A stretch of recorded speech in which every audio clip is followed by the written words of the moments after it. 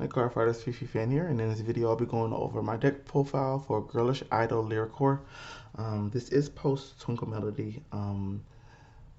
The set's been out for almost a year now, so it is quite an old deck, but I have been playing with it recently, and during the time that it was new, I actually wasn't doing any deck profile. So while I'm playing it now, I decided to do one now.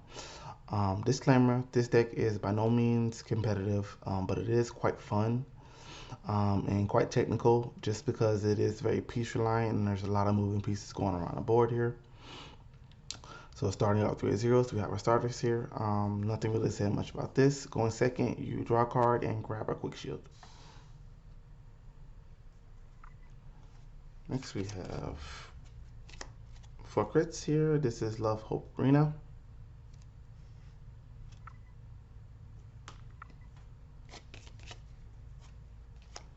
For more crits, we have Direct Sign Push. We have 2 of the crit sentinels here, and this is Cherish Phrase Rena.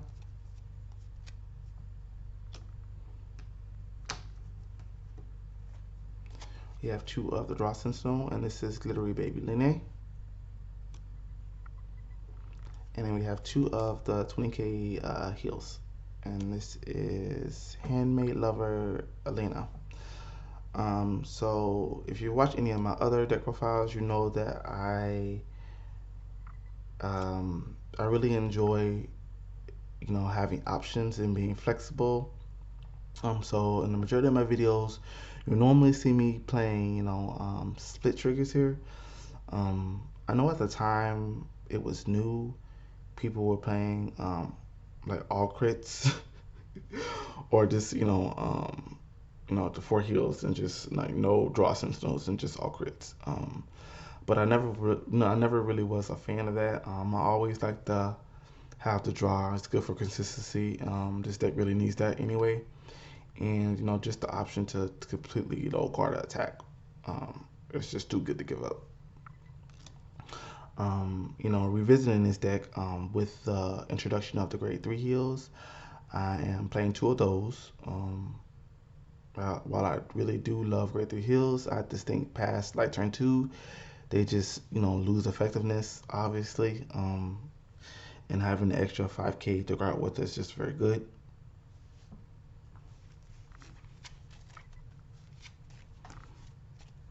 Grade 1s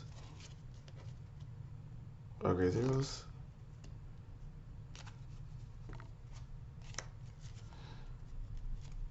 We have 4 Mermaid Idol Sedna.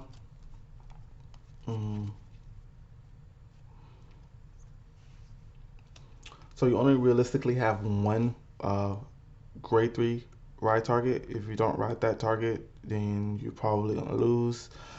This deck is very gimmicky that way. So I'm playing 4 Sedna for consistency reasons.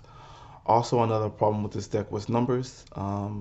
Having another unit in Sedna's column makes her effectively a 18k attacker or 18k booster.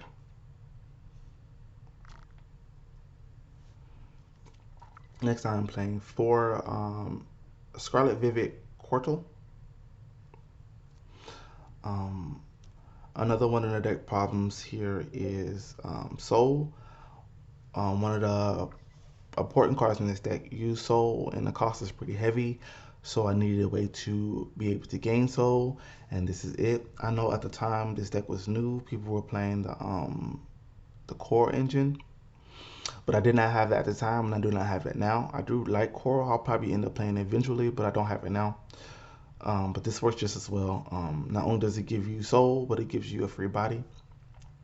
So basically what it says is when it's placed, your soul charge 1, and then when it's rolled upon, you move it to open rear guard, and then you'll get another soul.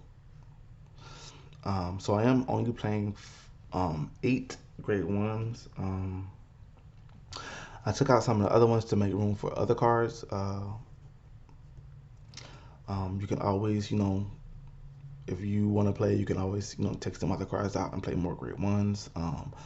I will have another video of alternatives, other things that I found that was really good. If I was playing more great ones,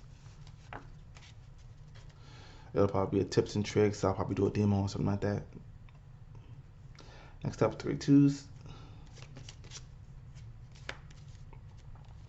We have four customized service magazines. She is the most important card in the deck here.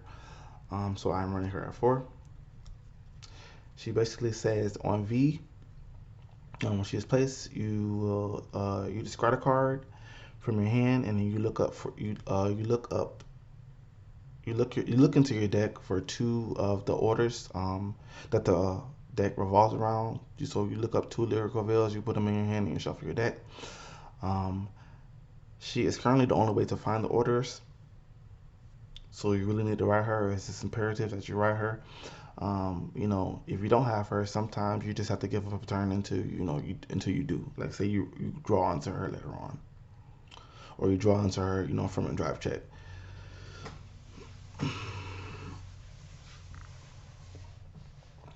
Like I said, you might have to give up your turn for her, but she's just really important. It's just really important for you to see her. Next, we have four Choco Loveheart Lisa. Um, since she came out, she's pretty much been a staple in all of the Bermuda decks. She's effectively a great one from your hand. You play her. Um, when she's placed, you look up top of your deck. You either call it or you put it in your soul. I'm using her mainly for her soul. Calling from top is normally not my priority because you really need soul. So I'm playing her basically just for soul exclusively. I'm playing four top out of Aqua. Playing her for her interaction with Lisa lot. And also, another problem with the deck was power, and having another unit in her column effectively gives her plus 5k, making her a 15k attacker.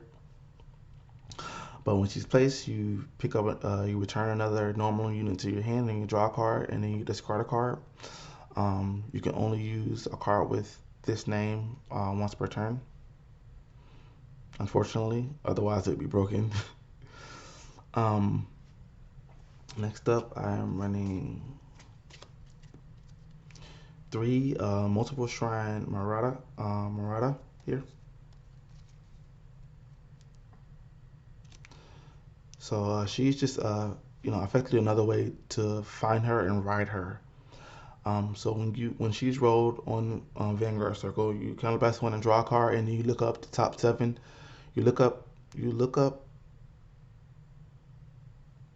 to seven cards from the top of your deck, and then you ride a grade two as stand and shuffle your deck. So say you didn't have her in your hand, you roll her, you still have a chance to grab her and ride her. And not only that, she gives you a draw, and she effectively becomes a soul. I was in a bit of a pickle, between these two here, Aqua and Multiple here. I wanted to play four Multiple and three Aqua, but with the deck having a problem with numbers, I decided on just playing four of the Multiple here. I just find, seven options to ride grade two is enough.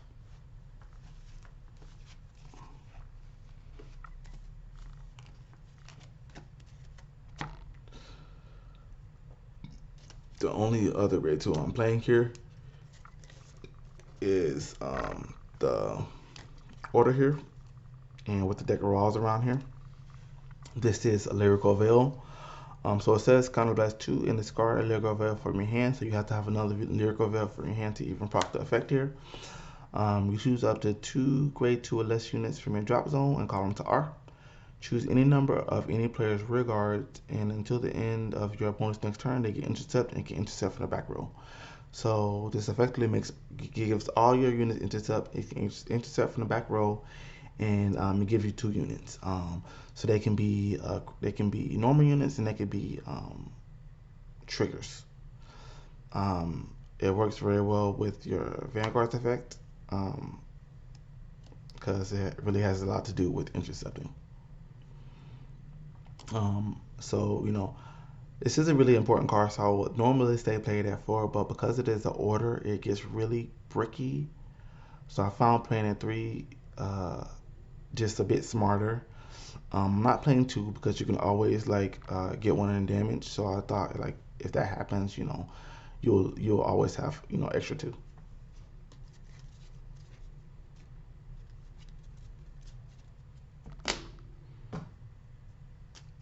Last but not least, we have the grade 3s here. We have 4 Girlish Idol Lyriquor here. The girl, the myth, the legend. The deck pretty much revolves around her. You cannot, you literally have to play her, or you lose. But she has 3 effects. I'm gonna go off all of them here. And auto on V, when placed, you choose up to 2 orders from your drop zone and return them to your hand. So she recycles the orders for you. When any player's unit intercepts, this unit gets plus 10k until the end of the battle. To the end of that battle. And when it's attacked the Vanguard, if you play the order this turn, you counterblast 1. And when your opponent must intercept as much as possible until the end of that battle. So there's quite a lot to unpack here. She's basically the holy grail. You never want to ditch her for anything. Always keep as many copies as you can. Not only just for the gift markers. Like I said, this deck has a problem with numbers, so the markers are just really important here. But also recycling your orders.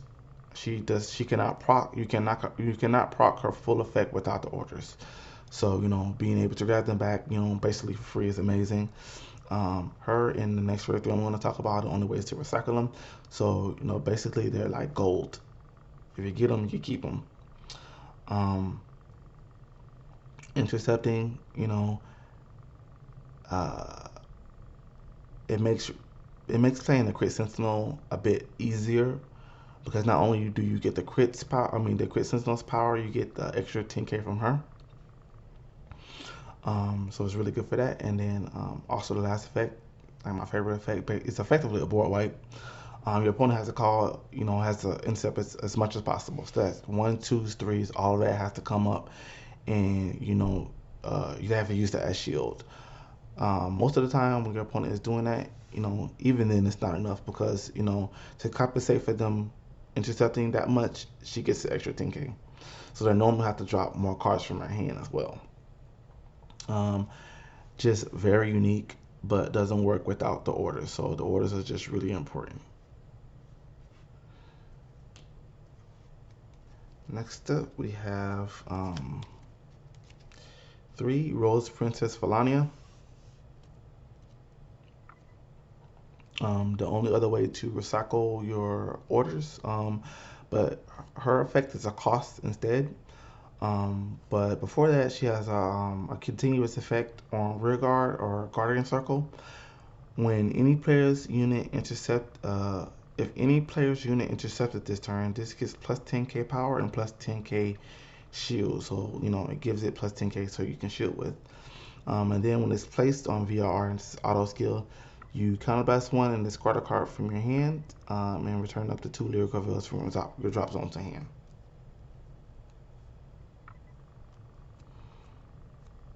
So like your grade 3, it's effectively a way to recycle your orders. Basically, for the girl, you always want to like keep maybe 1 or 2 of them.